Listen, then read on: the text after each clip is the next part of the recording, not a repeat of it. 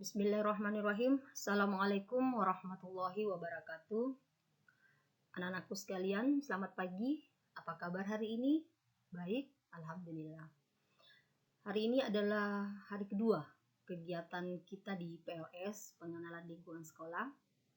Dan pagi ini Ibu akan membawakan materi tentang cara belajar efektif. Sebelum itu, supaya lebih saling kenal-mengenal, walaupun dalam pandemi corona saat ini yang tidak mengizinkan kita bertemu, tetapi Ibu yakin dengan kita bersua lewat online, suara Ibu yang kalian dengar, anggaplah seakan-akan Ibu berada di depan kalian. Oke, anak-anakku sekalian, saya akan memperkenalkan diri. Nama Ibu R. Nur Alam Anwar, SAG. Biasa, kakak-kakak kalian, siswa SMP Negeri 2 Pangkajene, memanggil Ibu Bunda Alam. Jadi supaya lebih akrab, mulai hari ini dan seterusnya, kalian bisa memanggil Ibu Bunda Alam. Siapa? Bunda Alam. Oke, terima kasih. Kita lanjut acara materi kita, yaitu cara belajar efektif. Oke. Sebelum anak-anakku mengetahui lebih jauh cara yang efektif dalam belajar, terlebih dahulu perlu difahami. Kira-kira selama ini yang Ananda tahu, mengapa kita belajar? Untuk apa sih kita belajar? Mungkin dalam pikiran Ananda ada yang mengatakan, saya belajar agar memiliki teman bergaul yang banyak, agar memiliki teman-teman yang banyak. Itu pertama. Ataukah saya belajar itu untuk lebih senang bergaul di luar, lebih senang berbagi dengan teman-teman, dengan belajar banyak yang kalian dapatkan. Nah, sebelumnya kita harus mengerti dulu, apa sih belajar itu yang sesungguhnya. Nah, supaya lebih paham lagi, lebih jelas, Bunda akan mengulas lebih tuntas tentang pengertian belajar. Anak-anakku sekalian, jadi belajar itu adalah merupakan sebuah aktivitas, semua aktivitas mental ataupun psikis yang dilakukan oleh seseorang sehingga menimbulkan perubahan tingkah laku yang berbeda antara sesudah belajar dan sebelum belajar. Jadi anak-anakku sekalian, belajar itu adalah sebuah aktivitas. Ada sebuah perubahan tingkah laku, ada perubahan yang terjadi sebelum kalian belajar dan sesudahnya. Itu yang perlu difahami. Nah, untuk itu ada beberapa cara yang bisa digunakan agar belajar kita menjadi efektif. Apa itu? Sabar. Nah, yang pertama adalah Ananda rasakan kebutuhan itu, belajar itu adalah sebuah kebutuhan. Nah, rasa kebutuhan untuk belajar akan membuat kita menjadi lebih bersungguh-sungguh dalam belajar. Jadi Ananda dalam pikiran, dalam hati sudah menjadi tekad bahwa belajar itu adalah satu kebutuhan. Seperti hidup. Hidup itu selain kebutuhan makan dan minum, jadi belajar itu dijadikan sebuah kebutuhan. Jadi dengan menjadikan belajar itu menjadi kebutuhan, kita akan bersungguh-sungguh dalam belajar. Itu yang pertama. Yang kedua, Ananda belajar dimanapun yang kita suka. Memilih tempat belajar yang disukai tentu akan membuat kita senang dan nyaman untuk belajar. Jadi sebelum belajar, Ananda carilah tempat yang cocok buat Ananda belajar. Jauh dari hiruk pikuk, tidak ada suara-suara bising. Tempat nyaman bisa di kamar, di halaman, atau di mana saja yang membuat Ananda bisa nyaman untuk belajar. Nah, pilih tempat yang nyaman untuk belajar. Itu yang kedua. Selanjutnya, yang ketiga adalah cicil pelajaran sedikit demi sedikit. Ingat, jangan belajar terlalu banyak pelajaran dalam satu waktu. Sebaiknya Ananda mencicil pelajaran sedikit demi sedikit. Coba kita ingat bagaimana kemarin waktu kita SD. Banyak anak-anak belajar ketika mau ulangan atau ujian. Misal, besok ada ujian 3 mata pelajaran. Malam ini baru mau belajar lagi 3 mata pelajaran menumpuk di depan mejanya. Akhirnya Ananda pusing. Memulai dari mana? Lebih banyak berpikir, sakit kepala. Akhirnya tidak ada yang bisa masuk, tidak ada yang bisa difahami. Besoknya apa yang Ananda rasakan? Ngantuk, hilang konsentrasi. Jadi ingat, cara belajar yang efektif ketiga itu adalah cicil pelajaran sedikit demi sedikit. Caranya, hari ini apa yang dipelajari di sekolah ulangi di rumah. Sering mengulangi. Begitu selanjutnya. Jadi ketika kalian ingin ujian, tidak perlu repot. Karena pembelajaran yang kemarin sudah difahami satu persatu. Oke, lanjut. Keempat adalah bagi waktu belajar. Sebaiknya Ananda membuat jadwal belajar dan target untuk menentukan kapan Ananda harus menguasai pelajaran tersebut. Jadi, Ananda bagi waktu belajarnya. Misalnya hari ini, apa yang dipelajari tadi pagi, di bab 1 itu dulu yang dikuasai. Jangan dulu berpindah sebelum dipahami di bab 1. Begitu seterusnya. Jadi Ananda sudah ada jadwal belajar dan ada target bahwa saya harus kuasai bab 1. Jangan pindah dulu sebelum menguasai yang tadi pagi. Nah, akhirnya sudah dicicil. Nah, bagilah waktu sebaik mungkin. Oke, kita lanjut. Yang kelima adalah berdiskusi. Jadi Anandaku, jika Ananda belum mengetahui cara belajar, gaya belajar yang cocok buat Ananda, tidak ada salahnya mencoba untuk berdiskusi dengan teman, bertukar pikiran tentang mata pelajaran. Jadi Ananda paling bagus jika kita saling berbagi dengan teman. Ada sahabat atau ada teman dekat, teman saling berbagi, itu diperlukan. Nah, jadi Ananda bisa berdiskusi. Apalagi sekarang kan tidak boleh kita berkunjung ke rumah teman. Sebaiknya pakailah fasilitas handphone atau untuk bisa berhubungan chat-chatan. Hai teman, gimana sih pelajaran yang kemarin? Ya, bisa saling berdiskusi, saling berbagi. Mungkin ada yang kita tidak tahu, teman tahu, atau ada yang teman tidak tahu, kita tahu, saling berbagi. Jadi itulah pentingnya saling kenal mengenal. Apalagi Ananda masih baru, Ananda bisa nantinya karena ada nomor yang sudah dibagikan, nanti Ananda bisa saling mengenal dan saling berbagi. Sering-seringlah berdiskusi dengan teman-teman kalian. Oke, selanjutnya cari cara yang membantu untuk konsentrasi.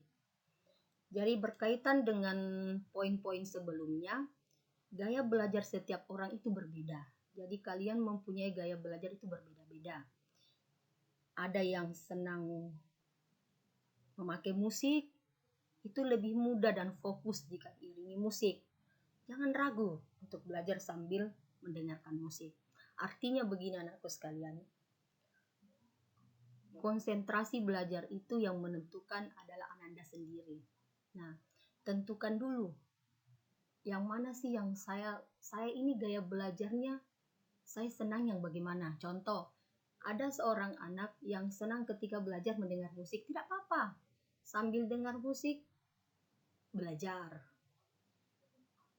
Ada juga anak-anak di antara kalian belajarnya senang di tempat yang sepi. tidak senang ada keributan, cari suasana yang sepi. Jadi Ananda harus tahu gaya belajar Ananda itu yang kayak bagaimana. Itulah yang akan menimbulkan fokus ke konsentrasi. Itu penting. Dengan berkonsentrasi, kalian apa yang kalian ingin capai, apa yang kalian ingin pahami akan mudah untuk difahami pelajaran tersebut. Lanjut. Nah, ingat anak-anakku sekalian, jangan hanya menghafal, pahami. Sekali lagi, jangan hanya menghafal. Mungkin selama ini cara belajar Ananda lebih banyak dihafal. Yang dimaksud belajar adalah dihafal sesuai dengan titik komanya. Nah, mungkin selama ini kita hafal, setelah kita hafal difahami apa sih maksudnya itu. Contoh misalnya belajar itu adalah sebuah aktivitas yang membuat sebuah perubahan. Sebelum belajar dan sesudah belajar difahami. Oh ternyata sebelum kita belajar kita tidak tahu, setelah kita belajar ada perubahan menjadi lebih tahu. Artinya difahami konsep itu. Oke. Nah. Yang kedelapan, jangan pernah malu bertanya. Jangan segan untuk bertanya jika kita tidak memahami sesuatu atau mengalami kebuntuan dalam suatu ilmu. Baik bertanya oleh teman yang saya sebutkan tadi, yang Ibunda jelaskan tadi. Kalau ada yang tidak difahami, tanya teman tak. Kalau misalnya lebih ingin jelas lagi, tanya guru tak. Ya, sampaikan ke guru tak. Tabe Ibu, materi tadi chat secara pribadi. Tabe Ibu, ada materi tadi yang saya tidak pahami di bagian ini. Jangan malu nak. Memang awalnya ketika kita ingin bertanya mungkin segan, takut. Itu perasaan-perasaan itu pasti ada. Tetapi lambat laun secara pelan-pelan dicoba. Tidak mengapa nak dicoba. Disampaikan teman tak dulu. Kalau malu pada gurunya karena kita baru, teman tak dulu. Tanya teman, bagaimana ini teman? Saya sulit di bagian ini. Atau dengan teman tak sampaikan, kalau begitu mari kita tanya gurunya. Tanya guru tak, Ibu, saya sulit di bagian ini. Nanti guru tak akan memberi penjelasan sesuai yang kita inginkan.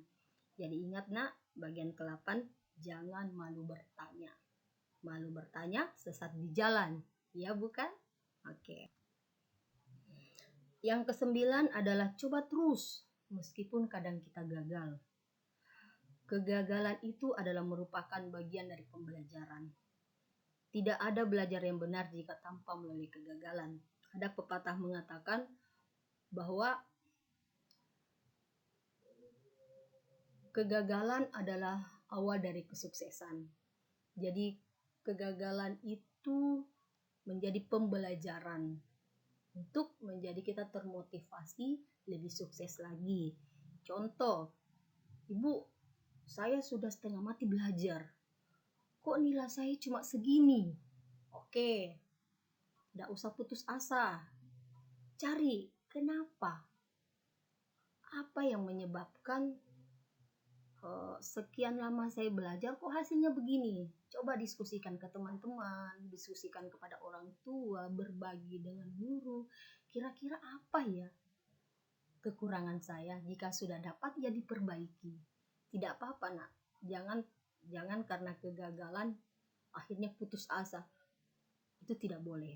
Jadi jadikan kegagalan itu cambuk untuk bisa maju.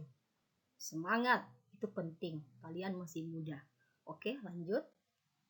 Nah, yang ke-10, sukai mata pelajaran. Menyukai mata pelajaran atau hal yang sedang dipelajari itu akan sangat berpengaruh terhadap keefektifan dan keberhasilan belajar kita. Jadi, senangi dulu nak. Nah, senangi dulu pelajaran itu. Jika Ananda sudah menyenangi pelajarannya, maka mudah untuk mengetahui, memahami pelajaran tersebut. Nah, ini salah satu cara efektif dalam belajar. Bunda yakin dengan menyenangi pelajaran itu, kalian akan mudah memahaminya dan belajar membuat kalian lebih berhasil mendapatkan sesuai apa yang kalian inginkan. Oke? Nah, yang ke-11, manfaatkan fasilitas yang tersedia. Di zaman sekarang, fasilitas belajar yang tersedia itu bukan hanya berupa buku pelajaran, buku paket, bukan dari buku kumpulan soal dari sekolah. Kini banyak seperti sekarang. Ada buku paket, ada buku pelajaran, kumpulan-kumpulan soal yang diberikan oleh sekolah. Ada internet karena kita tidak bisa berjumpa dan bersua gara-gara pandemik ini. Ada internet, kita bisa chatting, bisa berbagi, ya bisa lewat video. Kita download video-video yang ada di YouTube, ada di internet. Nah, sekarang kan Menteri Pendidikan sudah ada program khusus di televisi. Tayangan edukasi, sering-sering nonton, sering-sering mendengar, sering-sering membaca. Jadi dari berbagai macam fasilitas itu semuanya diambil, dipakai. Manfaatkan waktu luang yang ada. Lanjut. Nah, yang ke-12, membuat review atau peta materi. Coba mulai sekarang pandai-pandai kita memetakan materi yang sedang dipelajari. Misalnya dengan membuat peta konsep atau overview dari semua materi yang sedang dipelajari. Membuat review juga akan memudahkan kita untuk memahami intisari dari ilmu yang sedang dipelajari.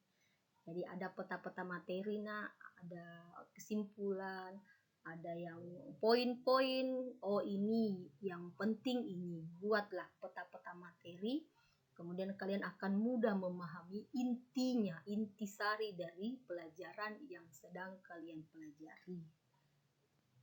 Nah, terakhir, buatlah sebuah kesimpulan. Setelah kalian belajar, tariklah kesimpulan dari materi yang sedang dipelajari. Jadi mungkin bab 1 ada 10, 12, 13 halaman. Kalau mau dihafal semua kan tidak mungkin, terlalu banyak.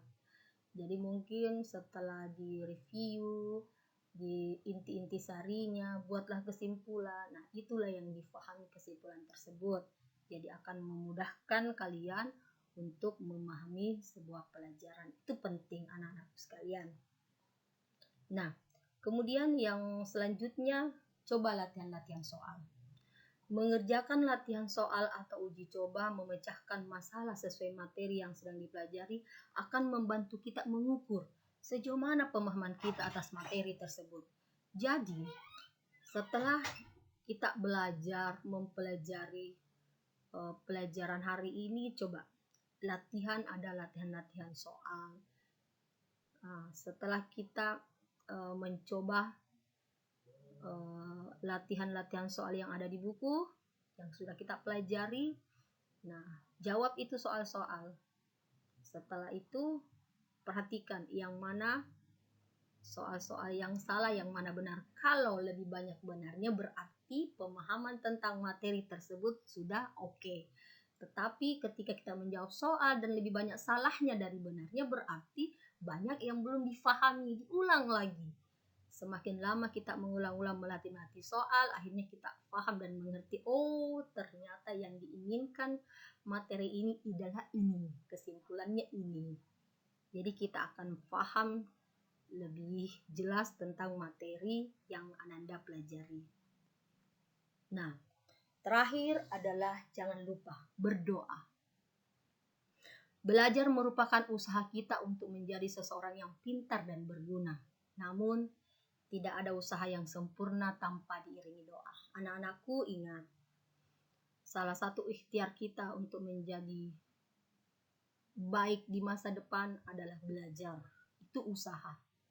Setelah kita berusaha semaksimal mungkin, ikhtiar sudah terjalin, kita serahkan dan berdoa kepada Allah Subhanahu wa taala. Sebab penentu keberhasilan kita bukan hanya kita, tetapi Allah yang menentukan nasib kita selanjutnya. Kalau kita berdoa, nak, minta juga kepada orang tua, kepada ibu dan bapak. Doakan saya mama, doakan saya bapak. Doa orang tua itu diijabah untuk kebaikan anak-anaknya. Ingat nak, jangan lupa setelah berusaha semaksimal mungkin, berdoalah nak. Sembahyang 5 waktu, jangan ditunda-tunda, kemudian banyak berdoa. Yakin setelah kita berusaha dan berdoa, apa yang Ananda inginkan insya Allah akan tercapai. Nah, Bunda kira demikianlah materi yang Bunda sudah jelaskan tentang cara belajar efektif. Dari sekian banyak materi yang Bunda sudah jelaskan, tentu saja ada beberapa yang Ananda belum mengerti atau belum pahami, belum jelas. Tidak usah sungkan-sungkan, nah. Ya, Ananda silahkan bertanya. Ya, bisa chat ke Bunda, chat pribadi, atau mau nelpon, WA, silahkan. Bunda tiap saat insya Allah akan menerima pertanyaan dari kalian. Terima kasih banyak atas perhatiannya, nak.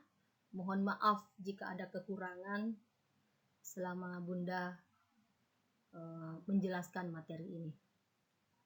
Terima kasih banyak.